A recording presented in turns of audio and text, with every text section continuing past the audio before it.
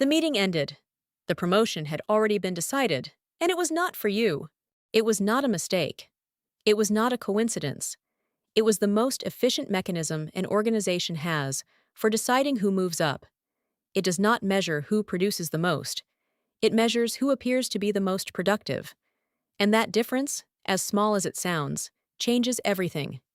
Promotions are not decided during performance reviews. They are decided in the meetings where the same people always speak. That is not an exception. It is a pattern that repeats itself over and over inside organizations, and the fact that no one ever explained it to you is not an accident. The system works better when you do not understand how it really works. If you have ever walked out of a meeting feeling like something was taken from you without being able to explain exactly what it was or when it happened, there is a name for that experience. It is not paranoia. It is not insecurity. It is the cost of operating under incomplete rules in an environment that depends on you never seeing the complete picture. Subscribe to this channel and turn on notifications, because what you are about to learn here is what people should teach you before you start your very first job, but almost no one ever does. A company does not promote the person who works the hardest. It promotes the person that the most people believe works the hardest. From the very beginning, we were taught a comforting idea. Good work speaks for itself. That if you do excellent work, the right people will notice. That quality, given enough time, always rises to the surface. It is a beautiful idea, and for the most part, it is false. Think about the last promotion at your company that made no sense to you. The person who got promoted was not the one solving the toughest problems. They were not the one producing the strongest results either. But when senior leadership had to make a decision, that was the one name everyone could remember without effort. They could clearly describe the opinions, the tone, and the position of that person in every meeting. They could not describe the work of the people who delivered even better results with the same level of detail, because that work never had a voice. It never had its moment. It never had a name in the right room. And the most productive person on the team kept producing, never understanding why the system failed to see them. Organizations have a very elegant solution to that problem. They simply do not solve it. Promoting the person who is visible is far easier than building real systems to measure who created the most value. So they measure the only thing they can measure easily, perceived presence, and they call it leadership. That is not a conspiracy. It is simply how power works when no one questions it. The credit that is never shared. There is a pattern that almost everyone has experienced, yet very few people know how to describe accurately. You share an idea privately, in a message, during an informal conversation before the meeting, or in an email that only one other person read. Then, during the formal meeting, that same idea comes out of someone else's mouth as if it were their own. Sometimes with only a few words changed, sometimes almost word for word. What happens next is predictable. You stay quiet. You do not want to look like someone demanding credit. You are not sure whether it was intentional or whether that person genuinely forgot where the idea came from. So you absorb the discomfort, smile if necessary, and move on. And that looks like professional maturity. But in reality, it is a silent transfer of professional capital. Quiet, clean, and completely invisible to the people whose opinions matter most. Companies do not remember who first came up with an idea.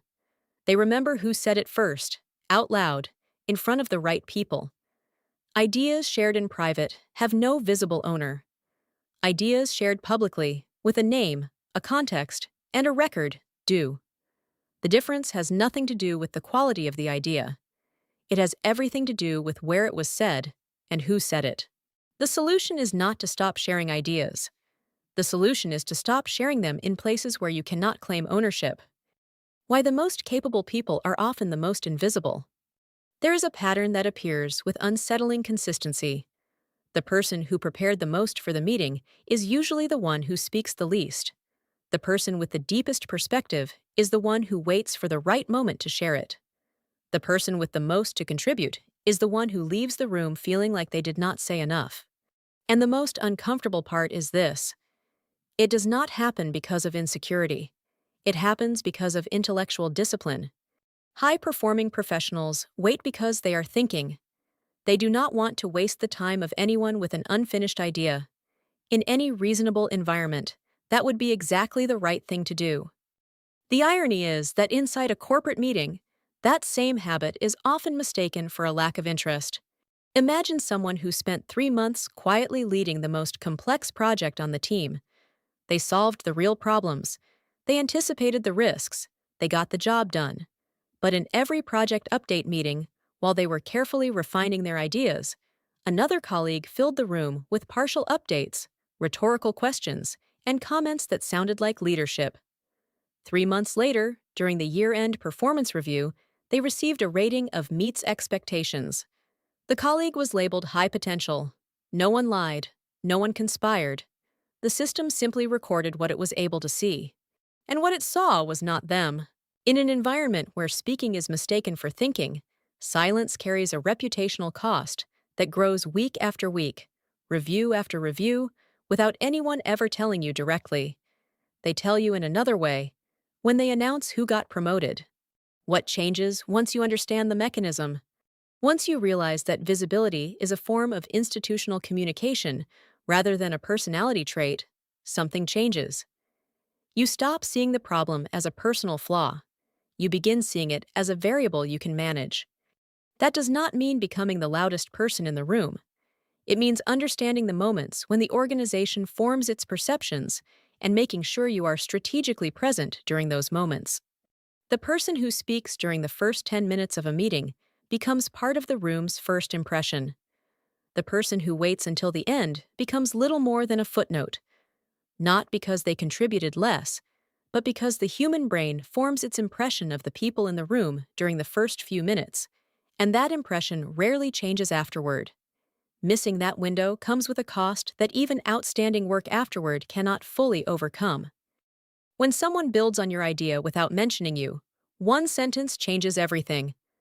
I am glad that connects with what I mentioned earlier. No aggression, no drama, just ownership. Said calmly, that sentence accomplishes what no private frustration ever can. It places your name in the collective memory of the room.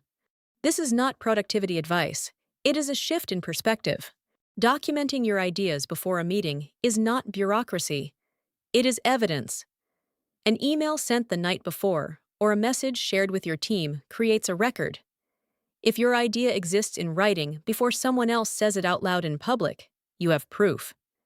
If it exists only in your head, you have nothing that an organization can recognize. Asking to present your own work is not arrogance. It is understanding that every time your manager summarizes what you accomplished, the perception of ownership shifts toward the manager. Not because there is bad intent, but because that is simply what happens whenever someone else speaks for you. The game does not change, but you can change how you play it. A company does not promote the best worker. It promotes the person that the most people believe is the best worker. That difference is not a minor injustice. It is the real architecture of the system you operate in every single day. Understanding that does not make you cynical. It makes you more aware. Your work is not invisible. Your visibility is. And that is the only part you can change. If this video gave a name to something you have been experiencing for a long time, subscribe to this channel. Turn on notifications. Like this video. Because what is coming in the next episodes is more of the same. The real map of the corporate world, explained clearly, without condescension, and without the polished optimism companies use to keep you from asking the right questions. The game exists. It is time you learned how it works.